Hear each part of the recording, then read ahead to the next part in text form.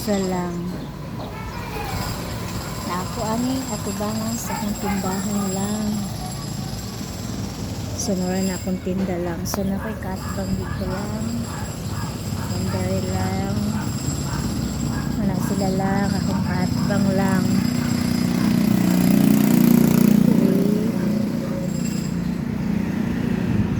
Inventory. So kanina lang may nagtitinda ng barbecue lang. Sabi lang na ito to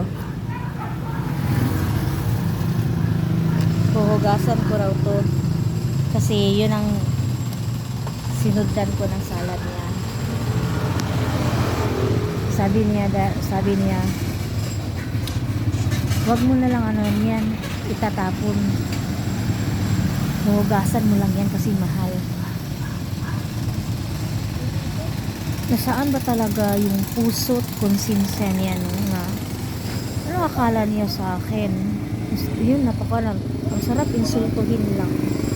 Ang sarap talaga insultuhin kasi parang ang makasarili na ayaw ko nang bumili ng niya, paninda niya. Makasarili talaga. Bakit makasarili? Kasi imagine, hugasan ko lang daw ito. Tapos kapag may bibili yun naman, yung itatap. Di ako ganun. Ayun. Hugaw na yun. Hindi na yun clean. No? Madumi na yun. So, grabe, no? Ano kaya kung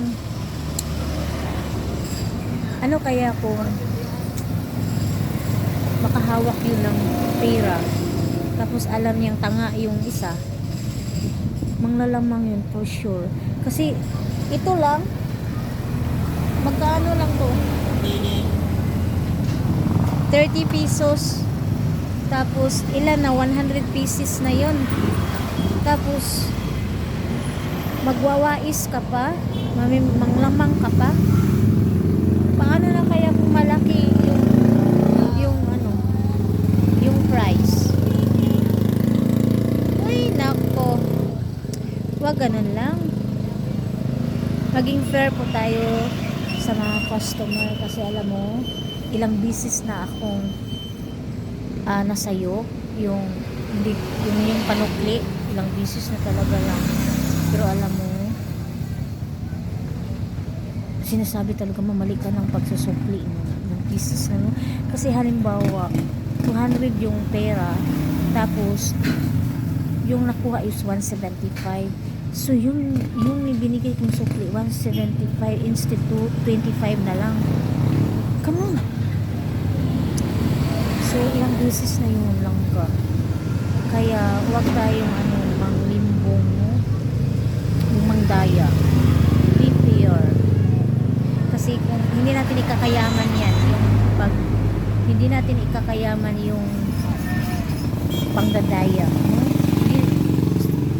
mga kaunti-kaunti lang, hindi natin ikakayaman yung langga. 100 hindi natin ikakayaman yan.